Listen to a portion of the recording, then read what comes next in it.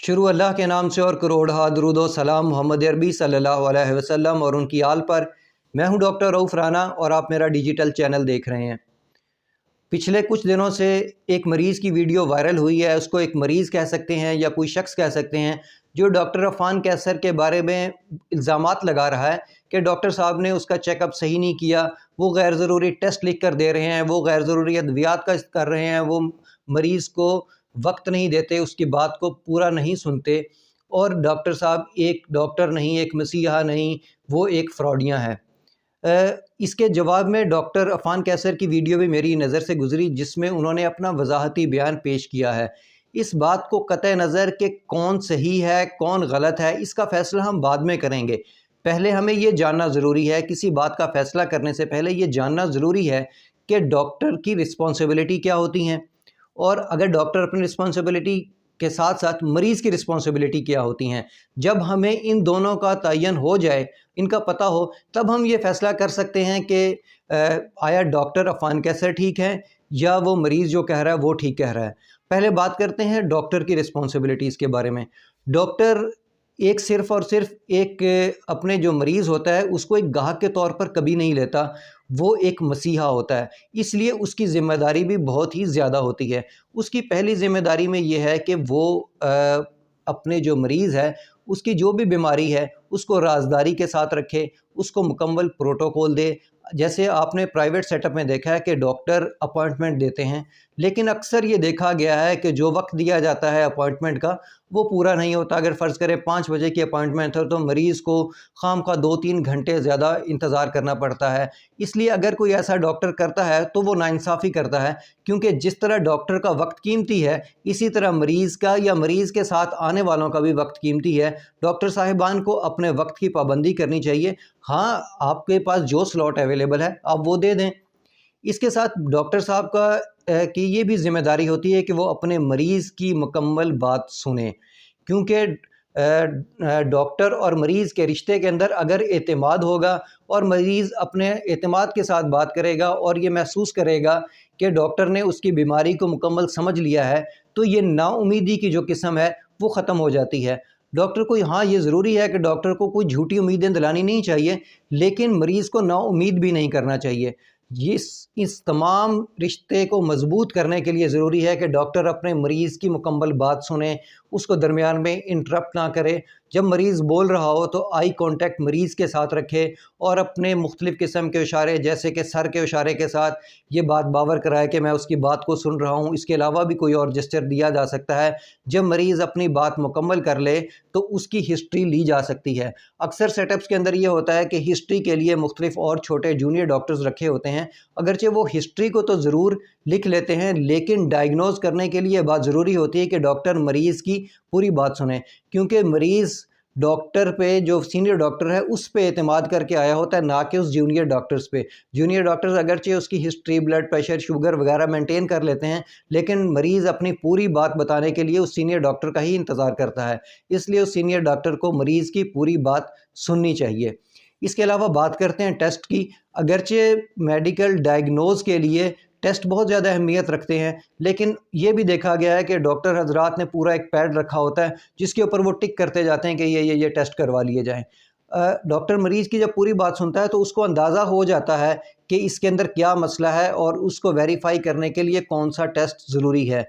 तो डॉक्टर साहिबान को चाहिए कि जो टेस्ट ज़रूरी हो सिर्फ़ और सिर्फ वो ही करवाया जाए, और इस बात को नहर किया जाए कि टेस्ट फ़लाँ लैब से करवाया जाए या मेरी ही लैब से करवाया जाए। अगर डॉक्टर इस बात को इंसिस्ट करता है कि मेरी ही लैब से करवाया जाए या फ़लाँ लैब से करवाया जाए, तो इससे मरीज़ और डॉक्टर के रिश्ते के दरमियान नाएतमादी पैदा होती है, वो उस पर एतमाद नहीं करता।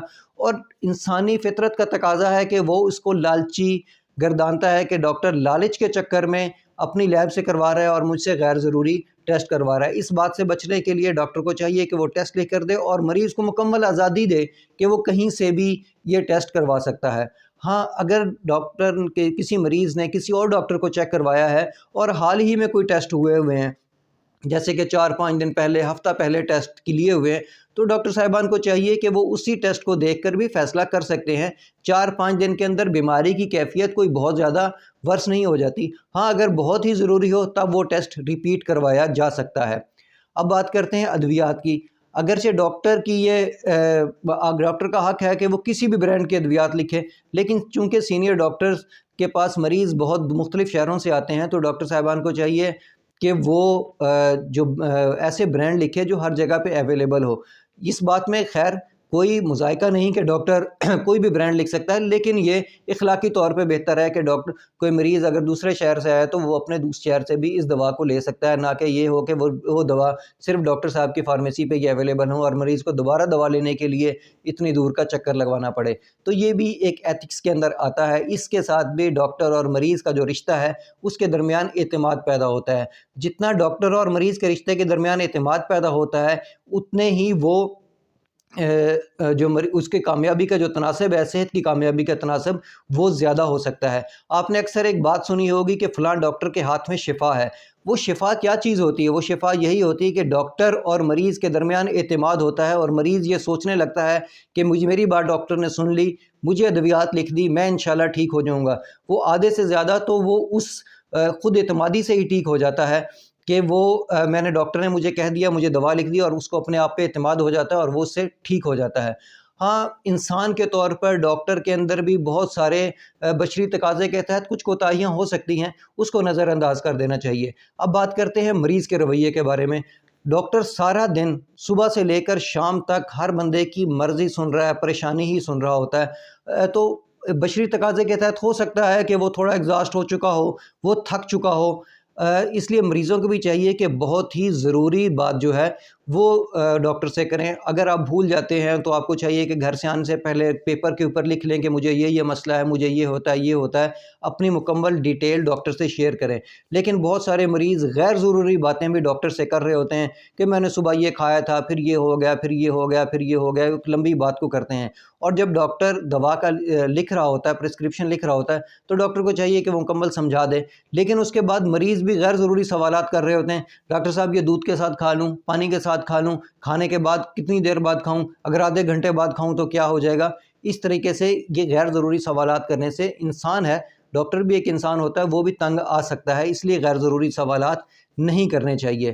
اور ڈاکٹر صاحبان کو بھی یہ ضروری ہے کہ وہ اینڈ کے اوپر جو پرہیز اور احتیاط لکھ رہے ہوتے ہیں وہ مکمل طور پر مریض کو سمجھا دیں۔ ایسا نہ ہو کہ آپ کہیں جی پرہیز کے لیے اور کون سی دوا کھانی ہے اس کے لیے ایک اور ڈاکٹر سے رابطہ کریں۔ ہاں، اگر کسی ڈائٹریشن کی ضرورت ہو تو آپ ریفر کر سکتے ہیں، لیکن بنیادی جو اصول ہیں کہ یہ احتیاط کرنی چاہیے اور یہ نہیں کھانا چاہیے، تو یہ ڈاکٹر کو خود بتانا چاہیے۔ ان دونوں معلومات کو اگر آپ سمجھ گئے ہیں تو آپ خود یہ فیصلہ کر سکتے ہیں کہ ان دونوں کے اندر کون صحیح ہے، کون غلط ہے۔ اس کا فیصلہ آپ پر چھوڑتا ہوں۔ اللہ آپ کو اور آپ کے تمام اہل خانہ کو صحت والی زندگی عطا کرے۔ اللہ حافظ۔